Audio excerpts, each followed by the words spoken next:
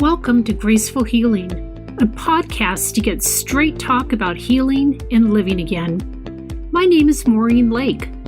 I'm a holistic health coach, speaker, author, and thyroid disease fighter. Each week, I'll be bringing you graceful conversations to inspire you to seek new ways to hit the reset button to catapult your health and vitality to new levels. Listen in and open your heart to all the new possibilities. Are you ready? Let's do this.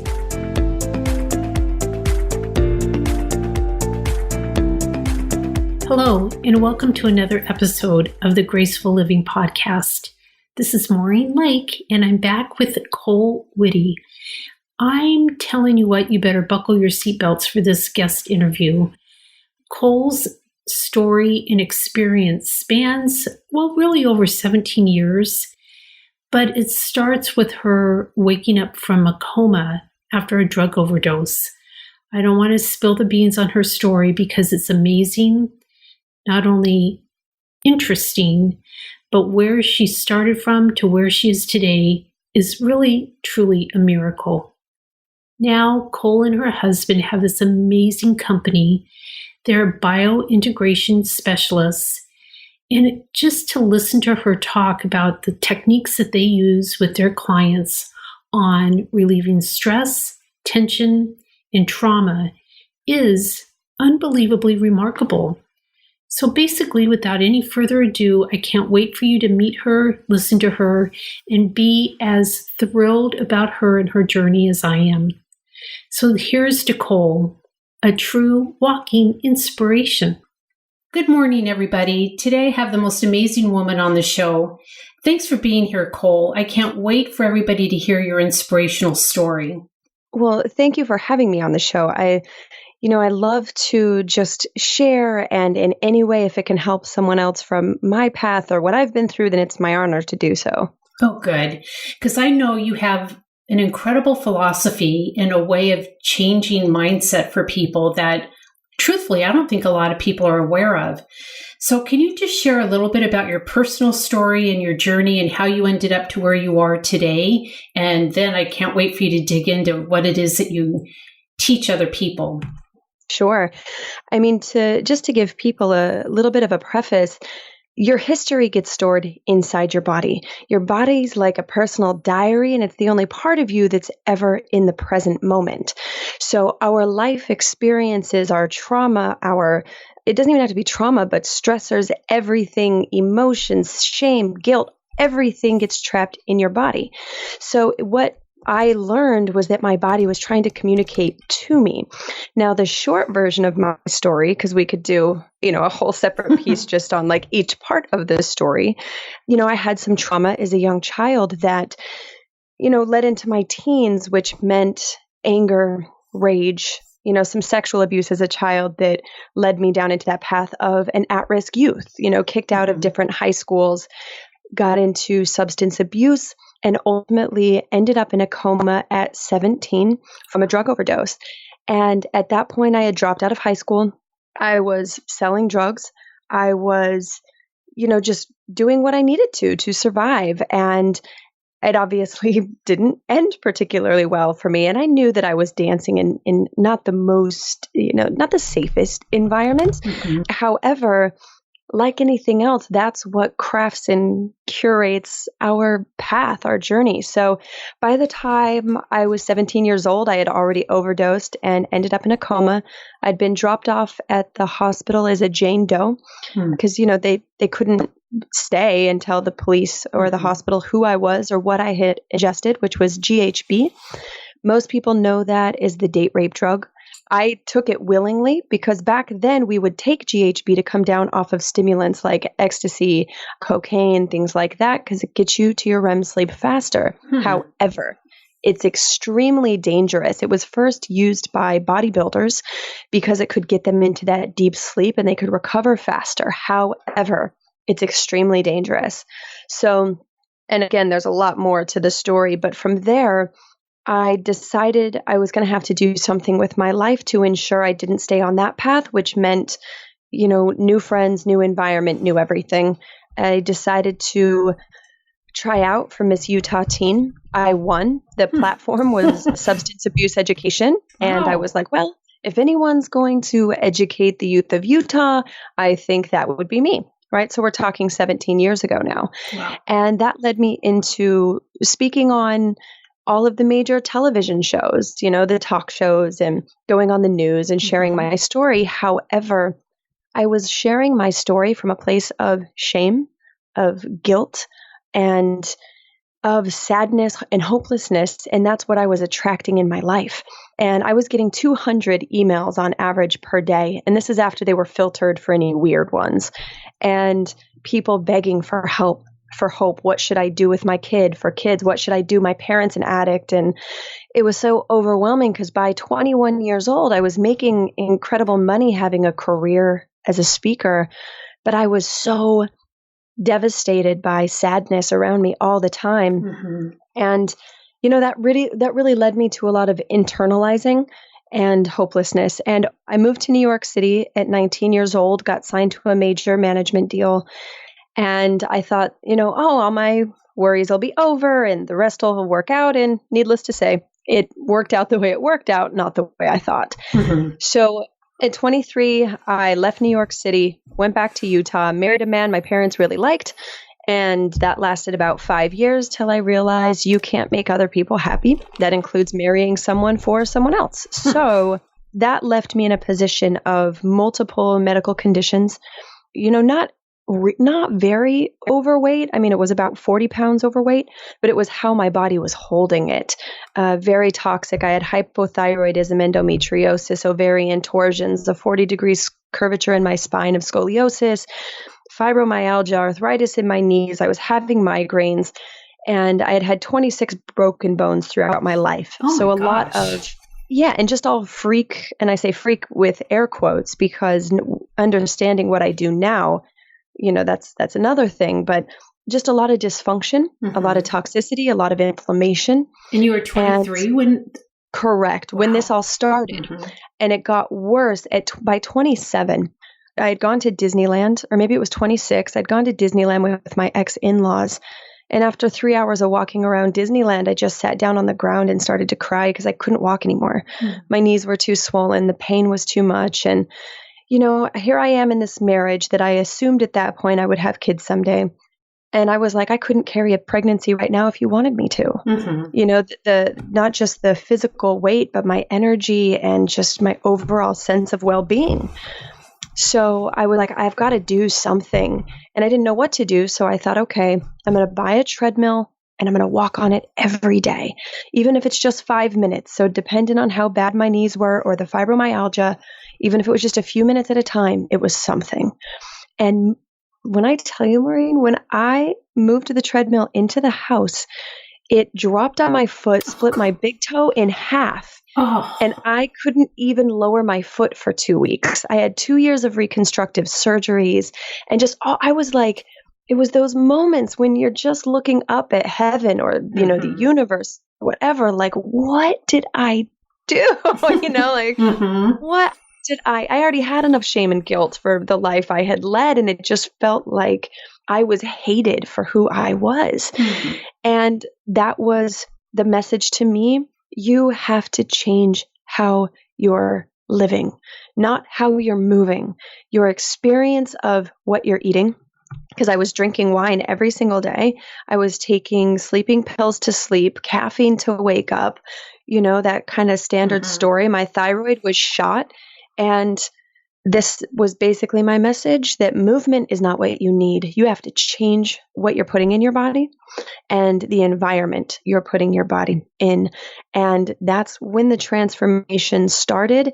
And the first step was understanding that not all, but most of my fibromyalgia was from inflammation from food. So that was kind of the beginning stages. And, I lost weight and started living my life for me.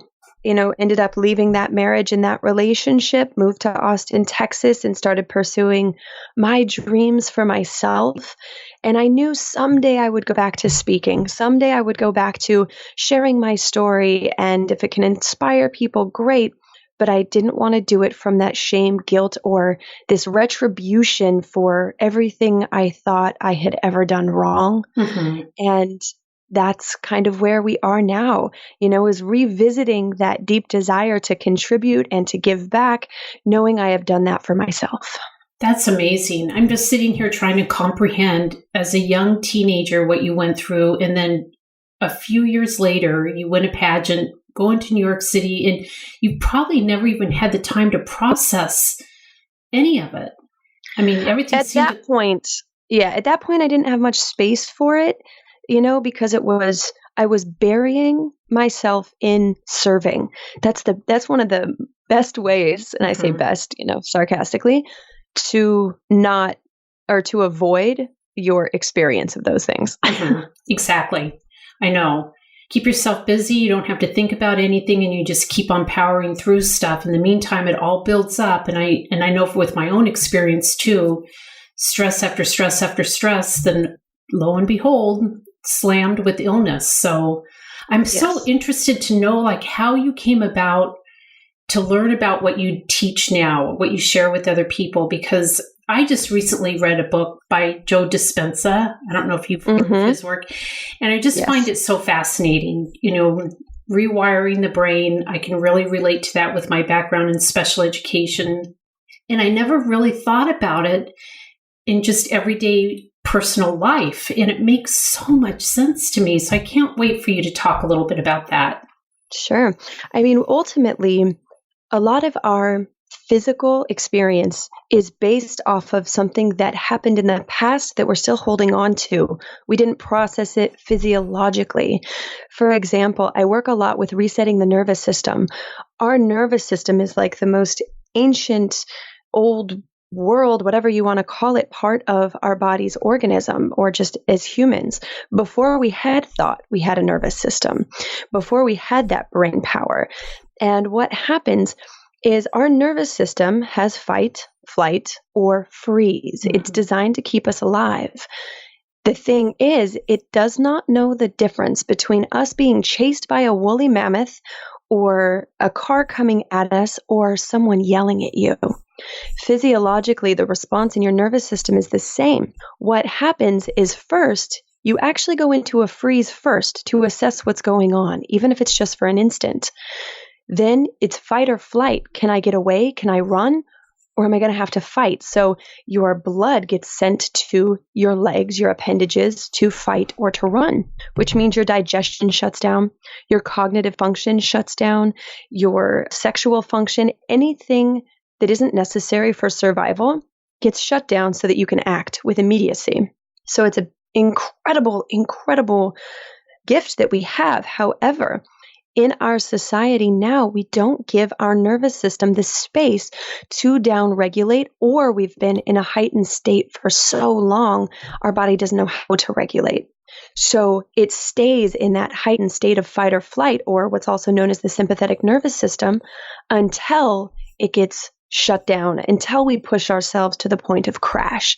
That's our body's way of getting us back into the rest, digest part of the nervous system. So I got into this just through exploring more on my self-work, my journey, realizing that, holy cow, the other part of my fibromyalgia was my deep resentment for myself. Like I didn't want to push my anger outward, so I directed it inward. And I noticed that with stress and when I was hard on myself, it would intensify, or certain pains in my back. And I started to go, there's something to this, because I started to track it in something that I just called my U journal, YOU, and started to just collect data. And look, this took me 9 years. This wasn't a 1-year process. This was 9 years of really saying, okay, I didn't say when I started this, I'm going to find a way to be pain-free. I said, I've got to get this from a 9 to a 7, from a 7 to a 5. And as I continued to get in less pain, then it wasn't until a year and a half ago, I said, my new mantra is I am pain-free. So what all my decisions are based on, does that align me to what I desire or not?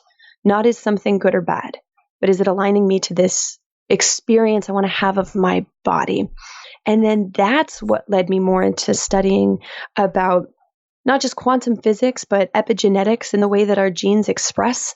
That led me into studying more about how our subconscious thoughts become physical manifestations. You know how they say thoughts are things, or psychosomatic really just breaks down to brain and body. Right. So even if someone says, oh, it's all in your head, yeah, could be. And until we address those psychological components, those thought patterns, it's not going to go away by diet alone. So for anyone listening that has done all the diet changes and there's still these things doctors can't explain, it is built or can be, if it's not environmental, say mold or something like that, it can be some of those subconscious beliefs, experiences that happened at a very young age that helped to determine the lens to which we see the world through.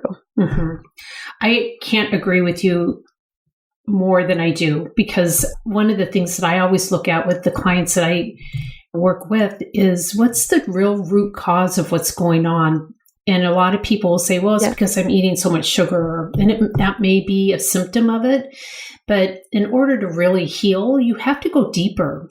You have to really become a detective. And I just think what you're doing is so cool. And I have to share with the listeners a saying that you have on your webpage that I just think is great. It's biohacking is cool. Biointegration is key. That's perfect. Yeah. Well, there's so much power in being able to scientifically, physiologically hack into our systems. It's like proper use of medications. You know, it can help us for a period of time. However, what's the dysfunction? Why isn't the body absorbing things? Why isn't the body able to produce certain hormones? Like you said, what's below that? So biohacking is an incredible tool. I use it. I love it. It's amazing. And it is still limited because all the supplementation in the world cannot override those subconscious thoughts, beliefs, and what's going on underneath it. So understanding your own conditioning, understanding that your thoughts are limited by your perception, which comes from the constructs you were raised in. You know, most of our beliefs were pretty much in stone by the age of like 8 years old, as far as who we believe ourselves to be. So we react the way that we were taught, you know? So even depression can be patterning from a parent. So if someone comes to me and they're like, I'm depressed, but I don't feel like it's mine. I don't know where this is coming from. We do look at it in a whole perspective, right? We're going to look at everything. What's their hormone production? What's going on in their life? And I can't tell you how many times it's their patterning was from a parent that was highly depressed. So they actually learned the behaviors of a depressed person, not that they are. So how do you go about helping people change? I mean, I'm assuming, I don't know, I'm just kind of assuming that you work maybe through some meditative techniques and obviously nutrition. Totally. But what are some other key areas that you do? So it's a bit dependent on the person. I work with my husband very closely. That's why it's Kole is our business. And he was in emergency medicine for 25 years in New York City hospitals. So we have the Western medicine perspective as well. And we're not here to say medicine isn't needed, necessary, or other. We want as much information and data for an individual person as possible. So part of what we'll do is we do require them to wear a biostrap for heart rate variability, their movement practices. We track their sleep cycles through technology. We talk about their stressors, their life situations, medications, movement practices, and then we kind of come up with a plan, right? It could be a TRE or somatic trauma release exercise type things where we need to work with their nervous system. But ultimately, it comes down to creating new habits because we are, as a creature, habitual. So we can sit and talk about the traumas, but if we don't take action, if we don't support the body physiologically to have good building blocks for brain health, for neuroplasticity, to create new neural pathways, sometimes that's through meditation, sometimes that's through, we have online courses and classes and videos to teach them these concepts so that the rational mind has an understanding of the why it wants to do affirmations facing a mirror. It's not just some woo-woo stuff. Mm-hmm. When you stand in front of the mirror and you say, I am pain-free, I'm giving my body the message to affirm that reality through action in the present moment, because I'm seeing it with my eyes. I'm witnessing this truth. I'm hearing it through my ears, and I'm feeling the vibration in my body. We affirm stuff all day long, right? Trip, oh, I'm so clumsy. I'm so stupid. Why do I always do that? So we want to create new neural pathways, because when neurons fire together, they wire together, which means we've got to get as many to fire as possible. We have physical movement practices we call biointegration techniques to do cross-plane work with your physical body to help create new neural pathways with sensation. Because if we help you feel more empowered, your brain starts to wire what empowerment feels like, and will start to crave more foods that give it energy and strength feeling, because that's what it will seek out. It's amazing. I love it. We love it. Yeah. How long have you been working with your husband? Really, since we met. When we met, he actually got me into fitness. He was a nurse and a personal trainer for 15 years because he wanted to help keep people out of the hospital. So personal training was his first step, so he had one foot in the hospital, one in the gym kind of a thing because of his own journey, and as I met him, he said, wow, I'd really love to work with you because I couldn't bend my knees far. Even though I'd lost weight, I could do yoga. I couldn't run. I couldn't do anything high impact. And I was told you have bad knees. So here's all the things you can't do with bad knees. And I took that on. When I met him, he said, you don't have bad knees. Your knees need love, attention, and intention, intentional movement. So I was like, sign me up. I'm like, let's do this. After 3-4 months, I had full range of motion of my knees, no knee pain. And he said, you should become a personal trainer and a fitness instructor. At this point, I was taking his insanity classes, which is high intensity interval training. Oh, wow. For anyone that's watched late night TV with Sean T, that's what it was. Yeah. So I became a certified insanity instructor. And 2 years after that, won instructor of the year for all of Beachbody, which was 20 some odd thousand instructors. Oh my gosh. That's amazing. Yeah, it was incredible. And it was really, for me, the fact that I could jump, the fact that I had this power that I never even conceived as possible, meant anything was possible with my body. So that was when we started working together and doing online fitness challenges, and they built up to 500 people. And we had 2 different clients lose over 200 pounds, and, dozens lose over 50. However, 6 months later, 7 months later, they're putting the weight back on. So it was, okay, we've got to focus, at least for us. Personal training is still very important and we love it. However, we want to focus on digging deeper into the why. We understood the why, but that wasn't our business, as far as what we were offering people. So we started focusing on how do we help people with the underlying issue, the real problem of why they're turning to food, of why they're, trying to fill this void, or why they're overly obsessively working out, because that is as destructive to the body as overeating. That's why a marathon runner can suddenly have a heart attack. There is abuse in fitness too. Right. So that was the beginning of it, really. That's incredible. It really is. Boy, whatever you put your mind to, you do it. I do. I know. It's just like, it's fun to hear your story. It's pretty amazing. There's so many. And that's also the gift, because of the trauma that happened to me as a child and how I interpreted it, was my opportunity to learn how to protect myself, save myself, figure it out. And I didn't graduate. I didn't graduate from high school. I went back and got a GED. I didn't go to college. So when I entered into the world, it was, how can I get this like maximum impact experience without having the credentials, right? Mm-hmm. Like, how do I show people? Well, I study, I learn, and then I prove it. I put my money where my mouth is. So it's like, if I showed up to a job, I couldn't apply unless I could get to a person because I didn't have the degree. But I knew more than most people that worked in the industry because they were at school, but I was studying the cutting edge, stuff at the front of science, which doesn't end up in school for years.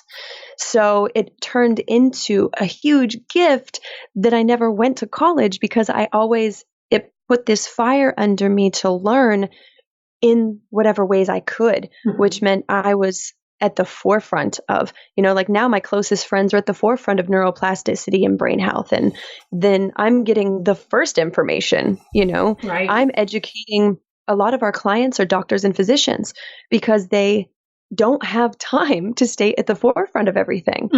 And a lot of what they're doing, especially if they've been a doctor for 20 years, is antiquated information. Exactly. We're not basing this off of stuff we're making up. This is the medical studies. This is the most recent studies in the, study of neuroplasticity or epigenetics or brain health or whatever, fitness, so that we know what's going on and we can address whatever our clients come with, because most of them are proactive in learning and it's overwhelming too. What do you sort? And the truth is you have to individually work with each person.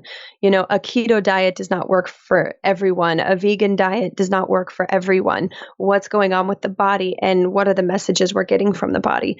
My husband is completely vegan. He didn't choose veganism. He loves that animals aren't hurt because of his choices, but that's not why he does it. He does it because he has, and we don't even say has anymore, but for the sake of story, I'll say has, an eye condition that's degenerative called retinitis pigmentosa. They told him he would be blind by the time he's 40. He just turned 47. So we started to learn about stem cell growth and health. And when you are stressed, one of the first things to go is your eyesight, right? When your body is in fight or flight, sight is not necessary for survival. So we started focusing on getting the stress thresholds down for him and getting him in a life that is not stressful. And being a nurse was stressful. Yeah. So, he left the hospital 3 years ago, and this has been the focus of our work. And for him, his sight has started to expand because of his diet and his life changes. That doesn't mean going vegan is going to cure everybody's eyesight. It means when you'll track and collect as much data as possible, then we have a place to go from to help reverse engineer where you want to be and really access your truths using your body. I've heard that before. I know with myself, I personally wanted to go vegan, and I got my degree at Cornell, and so I know everything about plant-based education and knew exactly what to do and what not to do. But it wasn't until I had some blood work done and I was feeling some other fatigue on top of my original fatigue that I came to understand that it wasn't good for me. As much as I wanted to be vegan, it really wasn't good for like my blood chemistry and my chemical makeup of my body. I just needed animal protein. And I just found that when I got that information, so powerful to know that like my husband can be vegan and reverse his type 2 diabetes because of it. I wanted to too, but it actually was making me more fatigued because I have Hashimoto's, and for some reason it just wasn't ideal for my own physical body. And I was so disappointed, but I'm like, well, wait a minute. I can still, eat clean and do everything that I need to do and stay healthy. So totally. Well, and it doesn't come as a surprise when you understand how women's hormones are produced, right? So when it comes down to hormone production, if we don't have enough fats, if we don't have enough protein, if we don't have enough carbohydrates, it impacts the way that our body produces our hormones. So for me, I eat mostly plant-based.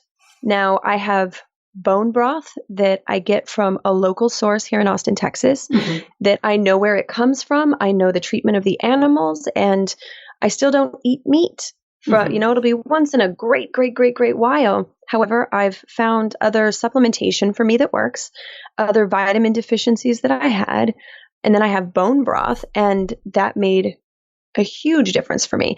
But that's why we don't even really attach to the labels of vegan or vegetarian or whatever. I say I eat plant-based. The majority of what I consume is plant-based. I'll have from time to time too free range organic eggs where I know the source from. I know the animals and how they're treated, because I did notice a difference. Just like a random story, makes me sound like a total hippie, but it's fine. That I had eaten a gyro, one of those, shawarma sandwiches. Right. And I used to eat them for semi-regularly, especially I used to teach 14 to 17 fitness classes a week. Okay. I burned a ton of calories. I could pretty much eat as much as I wanted. And after I finished this shawarma, I sat back and I just closed my eyes to cuddle with my husband. And I got this image of a lamb screaming like it wouldn't die. And I was just like, it ruined it. That was it. I was like, I can't do this anymore. Like this whole thing.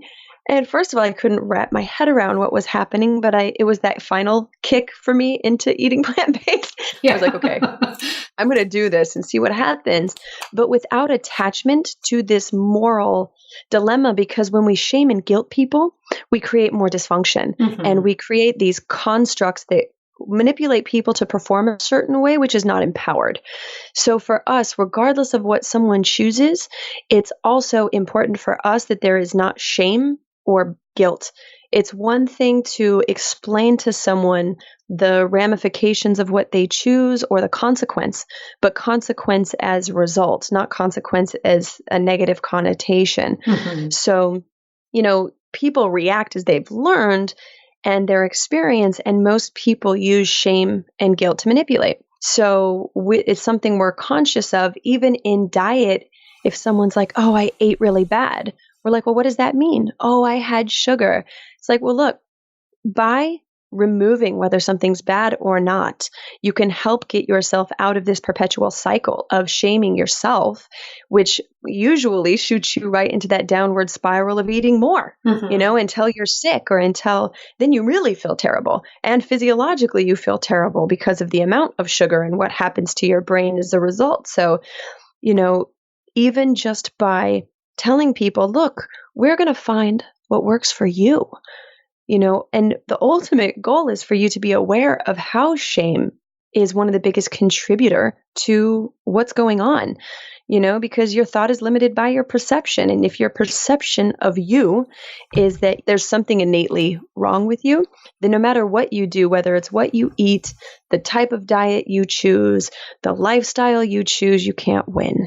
And no, you can eat vegan and totally clean and all of that. If you still are shaming yourself for or believe there's something innately wrong with you at the core of who you are, your stress hormones and your entire nervous system will still light up and cause your reproductive organs to shut down and your hormones to go out of whack. And, so for us, the number one thing isn't even diet. That's part of it, but it's what is causing the dysfunction for you to continue eating or what you're craving or whatever. It makes so much sense. So Kole, where can the listeners find you? What's the best way to contact you if they wanted to learn more? Sure. The best is tahkole.com. It's TAHKOLE.com. There's also a whole video section where we break down about constructs and what happens when you're under the strain of multiple constructs. We call it construct strain. And you can get in touch. We love events and retreats. We do once a month, typically in Austin, Texas. We do it at our home, and we only take 12 people at a time for our workshops because we want to be able to sit and integrate with each person what's going on with them specifically, because that's what ultimately most people are missing. Mm-hmm. And then we lead a trip to Peru once a year, which the next trip is this coming March. It's March 9th to the 24th, 2 full weeks. In that, we do get involved with shamanic practices, Andean plant medicines, tribal traditions to, again, access more experiences to shift how the brain processes. Mm-hmm. And what better way to do it than in an incredible location and looking at Machu Picchu. And it's awesome. Oh, I bet it is. And you said you do that once a year? Once a year, yes. Yeah. Well, that's coming up soon. Gosh, I bet that's just incredible. It is. We were actually married at Machu Picchu. We love it so much. Oh, like cool. We love Peru. So. Oh, that's so neat. I always end each podcast asking each person that's been a guest, and thank you for being my guest, one question. And so I'm going to ask you that question. And it's really kind of a basic question, but some people find it easy to answer and some don't. But I'm going to throw it at you right now. What's one sentence of advice if you could tell your younger self, if you could go back in time? What would you tell little Kole? Well, man, there's so many things. Honestly, if I was going to go back and tell me, all I would say is everything will be amazing. Everything will work out. Just keep going. And that's it. Because even having that little light of hope for me is what kept me alive. That's what kept me from not committing suicide as a teen. That's what kept me from surviving my coma. So it would just be to keep going, don't give up. And no matter what, not to settle in my health, because my health was directly related to my mental health, my physical health. Beautiful. Thank you so much for your time. This has really been inspiring. My pleasure. The work that you're doing is so needed and important. We love it. And that's why I love to share it any chance I get, because if I can save someone, it took me 9 years to come to this. If I can help someone do it in 1, which most of the time we can, then it's my honor to do so. Yeah, it's incredible. Thank you. My pleasure. Oh, thank you so much for joining me today.